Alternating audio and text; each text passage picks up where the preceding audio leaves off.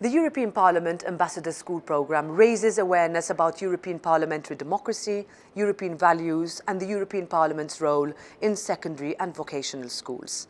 Thanks to European Parliament junior and senior ambassadors, that is to say thanks to students and teachers from all across Europe, the programme has become one of the most successful projects encouraging active citizenship among the next generation of Europeans.